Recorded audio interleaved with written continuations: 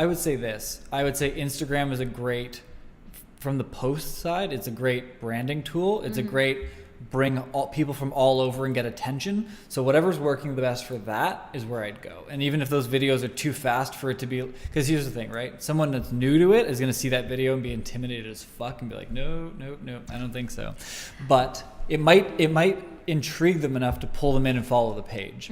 Getting them to follow the page is the important part, because you can then use stories to do choreography or show what it actually, like, what I think you could use stories for is break down like almost like what is it like to be like, even maybe even have a story that follows around someone on their first class, someone that feels like they, you know what I mean? Yeah. Have that as like a segment or something that people could follow, and maybe even use that content later on the website. You saw us on Instagram, thought it was too much. Don't worry, like anybody can do it. You could use some content like that.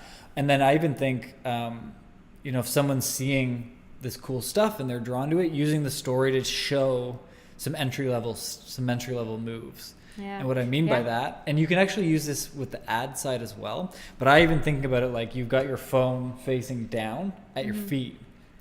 And you're like, dun, dun, and you're like walking through, but it's like, so someone could literally be watching their phone and like doing the action, be like, oh, I can do that. It's not that bad. They then see like what that in fast mode looks like, and they're like, fuck, I gotta try it. So that might be a cool piece of content actually to test, is like filming your feet so someone could like follow the steps. Even for YouTube. Step 1, feet. Step 2, arms. Step 3, hair. Okay. I can't, mine doesn't work. Mine doesn't do it like that. But yeah, you've got the right hair for going. Oh yeah. That's why I have neck problems. Okay. Yeah, no, actually. Have you played around with Instagram ads? Have you ever kind of done a little bit? We have done ads not many times. I would say probably 4 or 5 times. And it's definitely something that I would like to do more of. However, where we're at right now, and this has always been, and again, maybe you can give some insight here based on your perspective, because we're not at a consistent studio right now, we're between studios, it becomes hard for me to say like, oh, I really want to invest in this ad right now as I'm promoting one studio here, one studio there, pop up here, pop up there. So come June, we have 2 potential options in terms of like a more permanent space. Got it. That we will have classes at pretty much every day. So what I'd like to do is leading up to that, maybe starting the 2nd week of May or something, we would start pushing on Instagram, because it will be one spot consistently. Yeah, I think you're on the right track with that. And the reason I think that is because from all of my experience, the universal best situation with ads are the ads that run the longest period of time. So turning on an ad for a week, it's always going to be shit.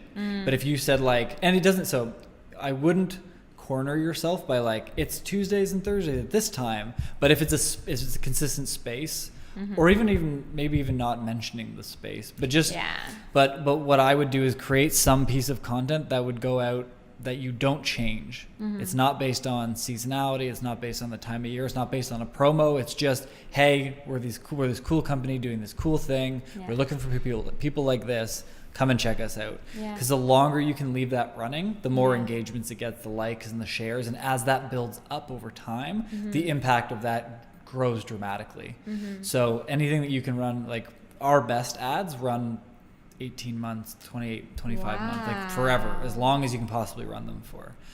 That's interesting. Yeah, so because what happens is, especially if you run it like as an engagement style ad, you'll get, say you get 100 likes a week or 200 likes and a couple shares and some comments.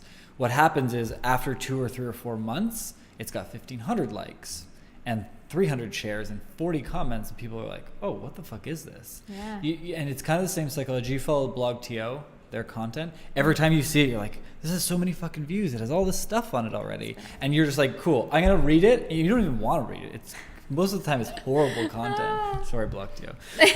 Not horrible content, but like it's not like that groundbreaking. It doesn't go into... Right. And you go in, you're like, okay, Yeah. well, whatever. I guess I went there. Yeah. But you do it because you're like, wait, 4,800 people have liked it, and there's 400 comments. Okay, your brain is Must be. drawn to the virality of it. Yeah.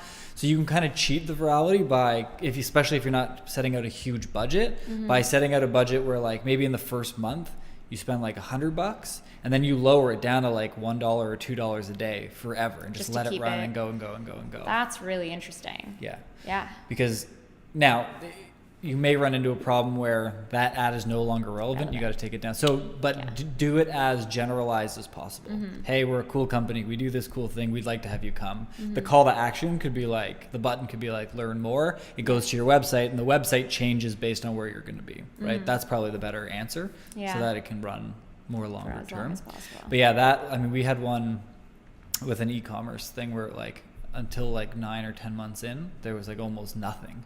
And then all of a sudden it had like 5,000 likes, it had all this attention, and then all of a sudden products started flying out the door. Really interesting. Yeah. So think about, if you're going to do it, think about it like that. Because when you're running the ads, you set like a daily budget. Uh-huh. So the other thing is, when you did them, did you boost them right from the app? I think I actually went through Facebook Right. and did everything through there. So the but Facebook, not, right. yeah, like the actual, not just through what's it called, like Boost. Instagram or Boost. Okay, or good. anything Yeah, like that's that. a better way to do it. If you Yeah. create like the business profile, Yeah. and then you do it in there, Yeah. because then you can target, like you can drop a map pin on where all the areas are. But then it's also like, because it lets you either choose your audience Mm-hmm. or I guess like Facebook just guesses based on their own stuff. Yeah. What or Yeah. algorithms who they think would be interested. What's your suggestion there? So there's two sides to it. So what I'd recommend testing two things. So you probably have a buyer persona, which is a female who lives in one of these areas, who's between this age and this age, who has an interest in X. So I think your interest base, if you're going down that path, is like Zumba, ClassPass, those people that follow those, right? And you siphon their audience, because that's like people that already know about classes, and then you put up a video where like, oh, that looks more interesting than other things I've done. Yeah. Then you get them. The other side of it is you can actually build an audience. So what you do is you make a pool of people to start. And so my pool of people are my followers, Yeah. right? So I want to put all my Instagram followers or people that interact with my posts in a pool. And then I tell Facebook/Instagram, it's the same platform. Yeah. You say, hey, go find me more people that are just as similar to, the most similar to these people. It's called a lookalike audience. It can work, but when Facebook doesn't understand the end result, it's a little bit limiting. And what I mean by that is, in an e-commerce situation, if I say, I want people, so I make a pool of 100 people that bought my microphone, and I say, Facebook, go find me more people like the people that bought this microphone. So they'll find different things using their technology to maybe find people that would buy it. But when it understands that if